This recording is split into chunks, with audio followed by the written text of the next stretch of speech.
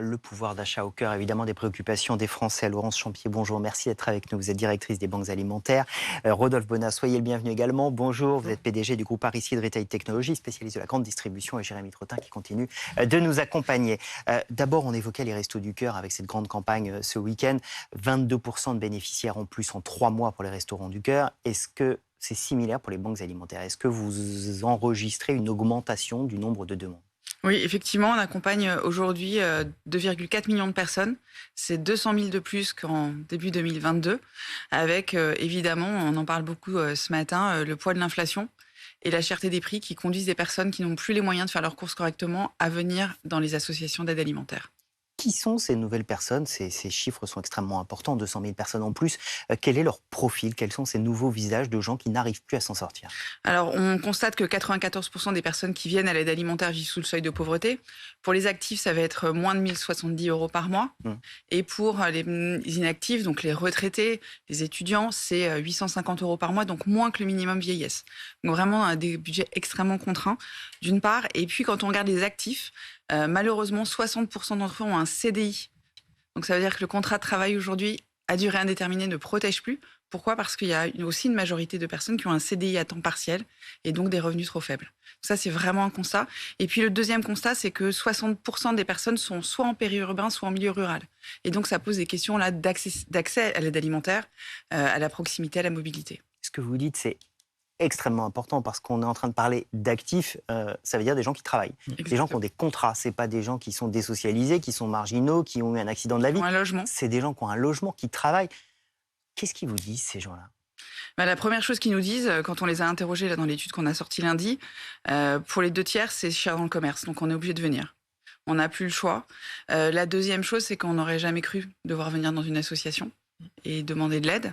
Et ça, c'est plutôt bien. Je pense que à la fois le Covid et ce qui s'est passé l'année dernière avec les hausses d'énergie ont peut-être développé un seuil d'acceptation quand même de la part des personnes de se dire j'en ai besoin et je vais aller demander de l'aide.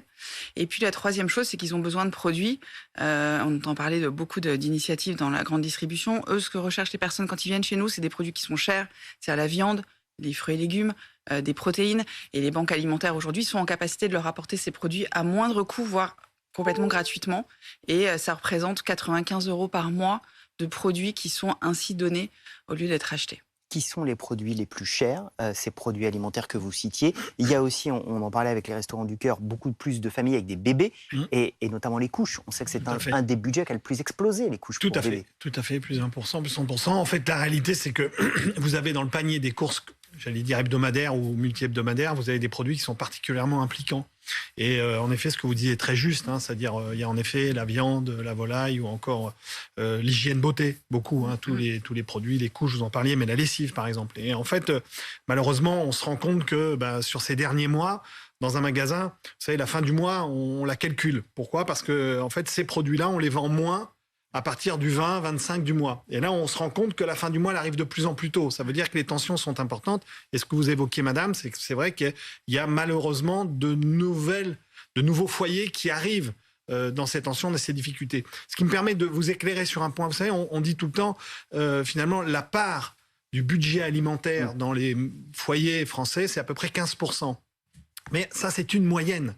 La réalité, c'est-à-dire que lorsque vous avez un niveau de vie élevé, finalement, votre part, elle est de 6, 7, 8%, 5%, parce que vous n'allez pas manger 8 ou 10 fois par jour. Mais en revanche, sur un certain nombre de foyers, la part peut monter jusqu'à 25, 30, 35%.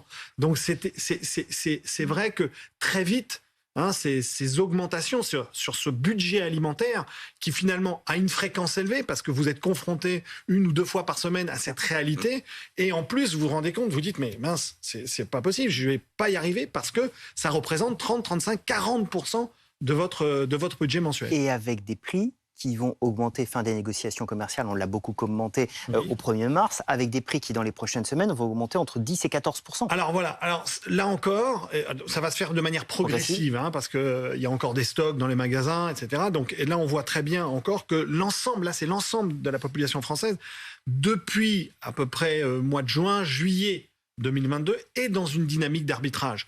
Et cet arbitrage va se faire sur le type de produit. Donc on descend, c'est-à-dire on quitte les marques nationales, on va vers les marques distributeurs, on va sur les premiers prix. Et aussi, malheureusement, parfois, sur aussi la qualité des produits. C'est-à-dire que sur des produits, j'allais dire, de produits dits bruts, quand vous achetez 1 kilo de sucre en marque premier prix, bon, ça ne va pas être une grande différence avec la marque nationale. Mais lorsque vous allez sur les plats qui sont souvent des produits transformés, là, vous rajoutez du gras, vous remplacez le beurre par de la margarine. Et donc, on voit aussi qu'il y a un enjeu qui est un enjeu de qualité alimentaire et de santé alimentaire. Et je crois qu'on touche à un vrai sujet. Vous vouliez réagir? Non, chez nous, quand on interroge les personnes, le poste de dépenses alimentaires est maintenant à la 2e position. Alors que traditionnellement, c'était le logement, dépenses contraintes, c'était après l'énergie, la téléphonie et l'alimentation. Et aujourd'hui, pour plus de 50% des personnes qui viennent chez nous, c'est l'alimentation qui est la variable d'ajustement. Et effectivement, quand on a fait une étude sur l'impact de l'inflation déjà en juin l'année dernière, 95% des familles avec enfants nous disaient on va déjà vers les produits premier prix. Et donc, ça pose la question du choix, effectivement de la qualité. Quand on sait que la majorité des personnes qui viennent à l'aide alimentaire sont aussi des personnes qui ont des maladies cardiovasculaires, de l'obésité, du diabète, donc des maladies qui sont liées à la précarité alimentaire. Et ça, il faut qu'on y réponde avec une alimentation, une aide alimentaire qui soit la plus diversifiée, équilibrée. Donc, c'est un peu le cercle vicieux qui se met en place avec moins de budget, donc des produits de moins bonne qualité, et puis effectivement un arbitrage qui est absolument cornélien à faire au quotidien. Jérémy, le gouvernement a dit d'ici au 15 décembre, on fera des propositions, 15 mars, on fera des propositions sur le pouvoir d'achat des Français. Alors, il y a eu le chèque alimentaire qui a été évoqué, il y a un panier anti-inflation. Est-ce qu'on a une idée des pistes sur lesquelles travaille le gouvernement et ce qui pourrait ressortir d'ici le 15 mars? Alors, le panier anti-inflation qui avait été défendu par Olivia Grégoire a été plus ou moins mis de côté pour faire quelque chose de plus simple et de plus acceptable pour la grande distribution. On s'oriente vers une liste de produits voulus cette fois par Bruno Le Maire et par Bercy, sur lesquels finalement les prix seraient fixés pour un temps assez long. C'est l'objectif, c'est ce que souhaite mettre en place le gouvernement. Alors bien sûr, il doit avoir absolument l'accord de toutes les grandes surfaces, parce que sans eux, sans la grande distribution, si la grande distribution ne joue pas le jeu, en réalité, ce geste-là du gouvernement serait comme un coup d'épée dans l'eau. Donc en fait, il n'y a que la moyen de pression politique sur la grande distribution qui est en train d'exercer le gouvernement, parce qu'on le sait, a priori, il ne souhaite pas baisser la TVA sur les produits de première nécessité. Donc en fait, le gouvernement compte actuellement sur la grande distribution. Il faut rappeler quand même que des gestes qui avaient été faits en faveur du pouvoir d'achat, notamment le bouclier tarifaire, mais aussi des chèques carburant ou des chèques inflation. Mais à ce stade, le gouvernement semble uniquement vouloir mettre la pression sur la grande distribution pour faire baisser les prix.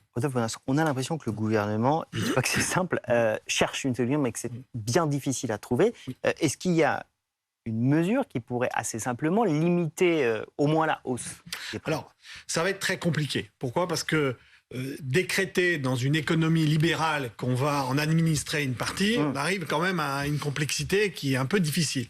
Et puis, ce que vous évoquez, cette fameuse liste de produits, en fait, dont il faut se rendre compte, c'est que dans un hypermarché, il y a entre 30 et 50 000 références.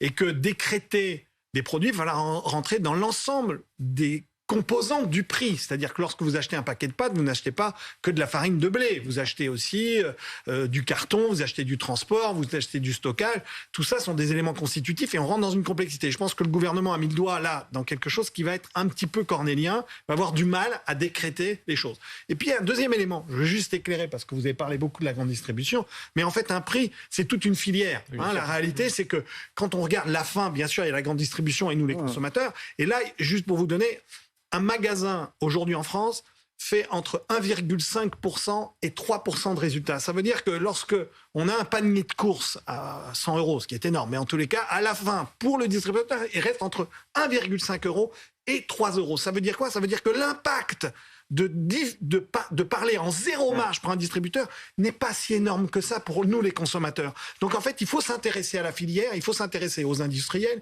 il faut s'intéresser chez nous en France à toutes ces couches intermédiaires qui existent entre les agriculteurs et nous les consommateurs. Et juste pour vous rappeler, terminer là-dessus, on est un des pays au monde où on a le plus de strates. Donc il y a le plus d'intermédiaires plus de marge, et c'est là qu'il faut s'attaquer à ça. D'un tout petit mot, comment on peut aider toutes les personnes qui en ont besoin?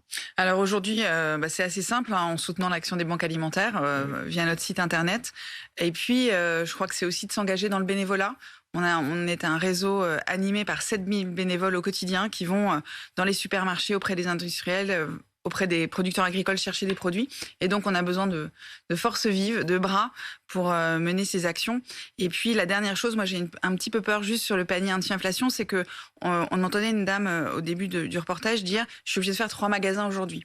La difficulté, c'est si les personnes doivent, pour avoir un panier équivalent, faire 6, 7, 8 magasins, c'est pas possible. Donc voilà, il faut avoir aussi quelque chose, une approche très pragmatique des choses pour que les personnes en situation de précarité alimentaire ou de fragilité financière soient pas encore obligées de faire des concessions sur le temps qu'ils peuvent accorder au reste de leurs activités. Merci beaucoup. Merci à M. Pato de l'IBFM. Merci pour toutes ces explications. On va continuer évidemment à développer ce titre et cette question du pouvoir d'achat tout au long du live.